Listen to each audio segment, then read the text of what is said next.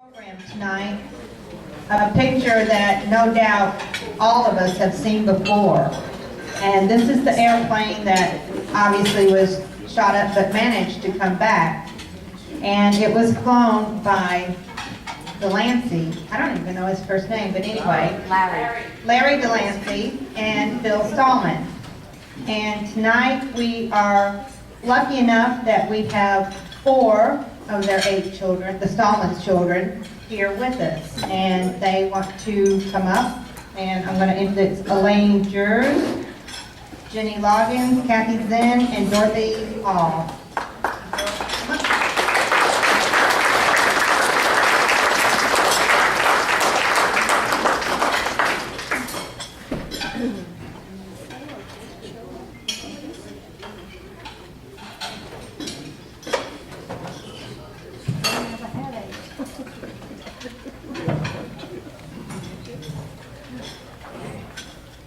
Good evening.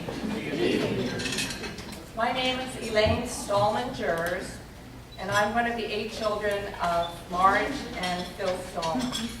We extend heartfelt thanks to Marilyn Rice-Gibb for making some time for us on the program this evening. Some of you know our dad was one of the founding members of the 398 Bomb Group. I am honored to be here with my sisters, Kathy, Ginny, and Dottie, and to present our dad's uniform and other memorabilia to the 398 Museum in North Hempstead. We just spent some time this morning going over all of that with them. 2 of us have been fortunate to visit the airfield at North Hempstead, as well as the Woodman Inn, and it was a very emotional experience for us. As many of you know, our dad, Bill Stallman, was usually, he was a co-pilot, but he was usually on the Hollis Dalton crew number 17 in the 601st Squadron on the Kentucky Colonel. But on his last mission, Dad was flying with the legendary Delancey crew. On this mission over Cologne, Germany, their aircraft took a direct hit to the nose, which instantly killed the Toggelier, George Abbott.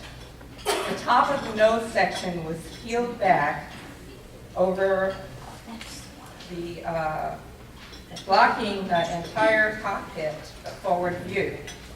One article said it was as though some giant aerial can opener had peeled the nose like an orange. The aircraft sustained tremendous damage, losing instrumentation and pressure. Only the skill of the crew, including our dad Phil, pilot Larry Delancey, and navigator Ray Ledoux, allowed them to make it safely back to New Hampstead. I'm reading in prayer. That aircraft, the lovely Julie, is often cited as a prime example of how much damage a B-17 can sustain and still fly. And I'm sure many of you have seen lots of pictures of it. And today we just saw several views of it that we have never seen before. We only knew about this unbelievable story as we became young adults and started to ask questions. Also by then, Mom and Dad had begun to attend these reunions, and we sensed that this was something very important to both of them. But this was only part of Dad's story. That Dad survived that day means, of course, that we are all here, able to be with you this evening. There is also the love story. That is the other part of how we came to be here, and how many of you came to be here with your love stories. But there were millions of love stories from the wartime, and I would be thrilled to hear yours, or your parents, or your grandparents. Ours involves a young airplane mechanic trainee from rural Pennsylvania who meets a city girl from New York at a USO dance in 1942. They had a wartime courtship, lots of letters back and forth. 18 months later, she travels by herself on a train to Rapid City, South Dakota, to marry him in a simple ceremony just before he goes overseas, now as co-pilot and second lieutenant Philip H. Stallman. Dad and Mom had a very full, eventful life with loving family and friends always around. Dad became a captain with Eastern Airlines. When he retired from Eastern, he said that his last flight was a bit more routine than his last mission almost 40 years earlier. They enjoyed their retirement in Fort Myers, Florida. Fast forward to December 2005, when we lost both Mom and Dad, one day apart, from completely separate illnesses. We miss them every day. I'd like to close with words inscribed in the beautiful chapel at the American Military Cemetery in Cambridge, England. A proud and grateful memory of those men of the U.S. Army Air Force who from these friendly skies flew their final flight and met their God. They knew not the hour, the day, nor the manner of their passing. When far from home, they were called to join that heroic band of airmen who had gone before. May they rest in peace. May all of those men of the 398 who are no longer with us rest in peace. And to all of you here tonight, heartfelt thanks from 4 grateful sisters. And now I'm happy to turn the microphone over to my sister, Becky. Good evening.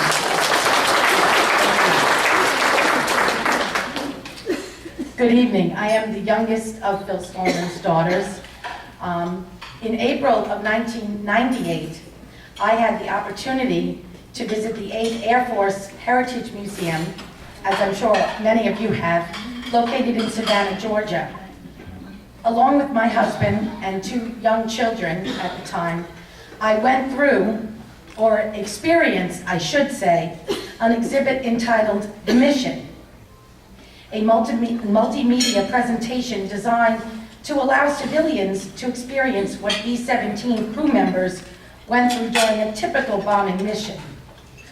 I was overcome with emotion as I imagined the fear that must have consumed these young men who, like my dad, at age 22 or 23, were only boys or young men at best. I emerged from this exhibit with wet eyes, but a proud heart, knowing that my dad and others like him were truly heroes. I have been to many B-17 exhibits and air shows with my family at local Long Island airfields in New York, where we were raised, MacArthur Airport and Republic Airport, which was built on the grounds of the Fairchild Republic plant that built not the B-17, but the B-24 and other World War II military aircraft. Each year, a B-17 flies into Republic Airport over the Labor Day weekend and flies a flight path right over my house. I'm very lucky in that way. Every time I have taken my children on a walk through the B-17, I retell the story of Grandpa's last mission so that they will never forget what a hero their grandpa is. It had always been a dream of mine to actually take a ride in a B-17 so that in some small way I could share this experience with my dad. During Labor Day weekend in 1999, my dream came to fruition. After writing an essay about Dad's last mission for the Genovese Flight of Aces program, I was informed that I was one of the winners.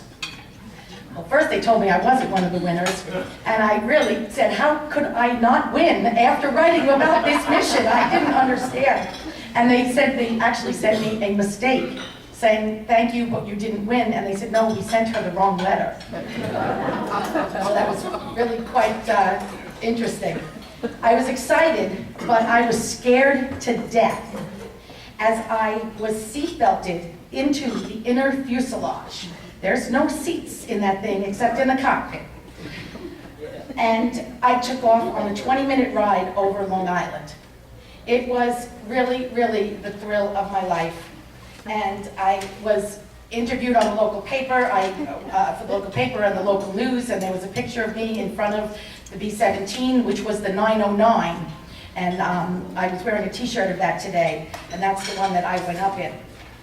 My son, who's now a college sophomore, is tall and thin like his grandpa. He got grandpa's genes, I did not. Last week, before he left for college, he modeled grandpa's World War II uniform.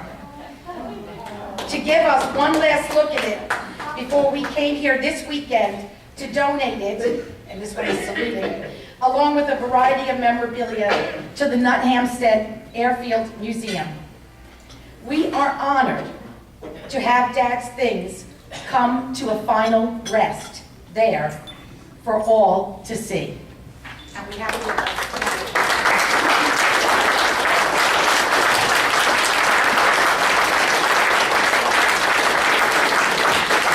After 70 years, we could not believe that this is in such amazing, pristine condition. Every button on this is original. And I just feel like I just have to say this, that things are just not made like this today. I mean, the quality of workmanship that went into these uniforms, first of all, it weighs a ton. So God bless all of you that had to wear this. My son couldn't stand it for more than 15 minutes on a hot day. But it just is such quality workmanship, and we have all of Dad's medals, the Distinguished Flying Cross and other medals, and we are told that there will be help in putting them where they belong on this uniform, because we just weren't sure where everything belonged. So, but we have lots of memorabilia and this, and we would really be happy to know that this is going to be in a place of honor at the museum. So,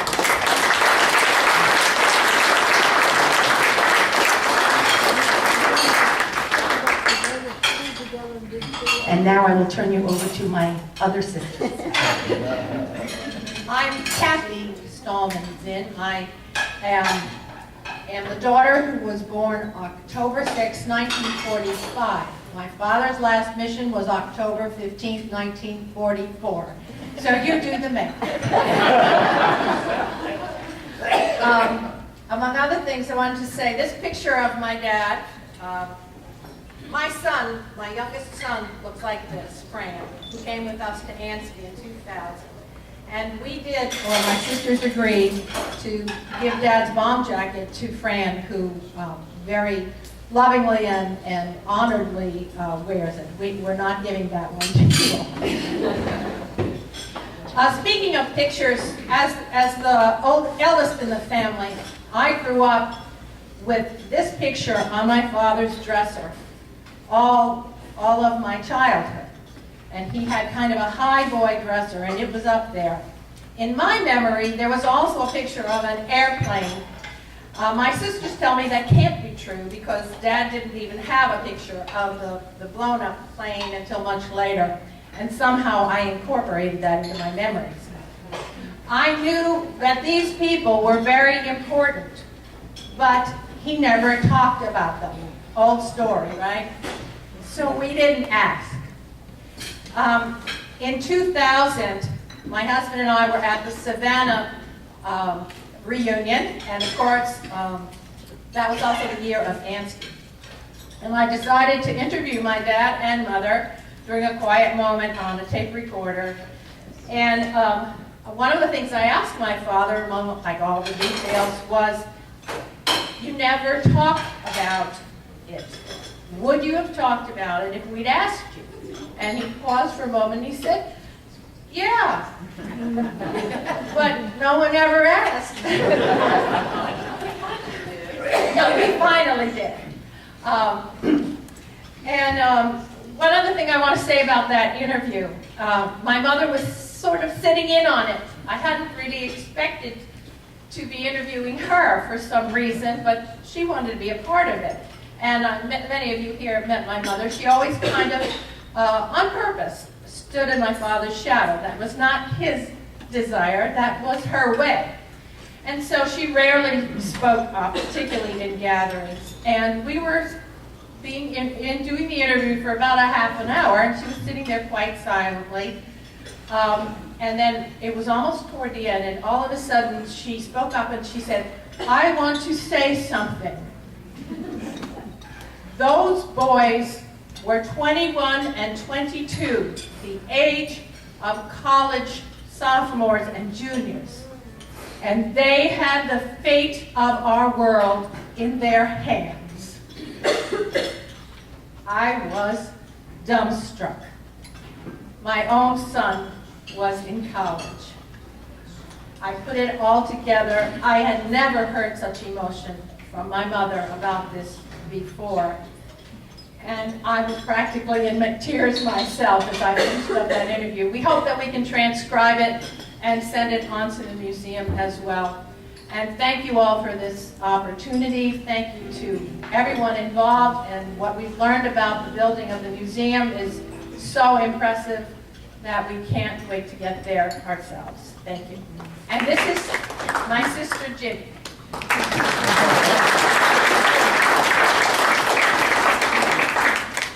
I am the 7th Stallman child, so I've always considered myself lucky. Some of you know, if you knew my dad, that a very important part of his life was singing. All of our lives, my dad belonged to a singing group, and we got to hear his group sing. He also belonged to the church choir. And when they retired to Fort Myers, he belonged to not one, but 2 singing groups. He sang with both of those groups up until 6 weeks before his death, despite the fact that we found out his lungs were 80% compromised. He was truly the greatest generation. I think he did it through sheer force of will. And he also said to Kathy that singing was his therapy. And all of us inherited his love of singing. I became an occasional professional singer, mostly amateur singer. And so to end our presentation here today, we would like to lead you all in singing one of his favorite songs, and probably one of the favorite songs of almost anybody who was a soldier, or anybody really who lived through World War II. And the words are printed on the back of your program. Our band has very nicely consented to accompany us. And so let's all sing together, "We'll Meet Again." I think the band leader is getting himself ready. Are you ready? You're ready. We are ready. Okay.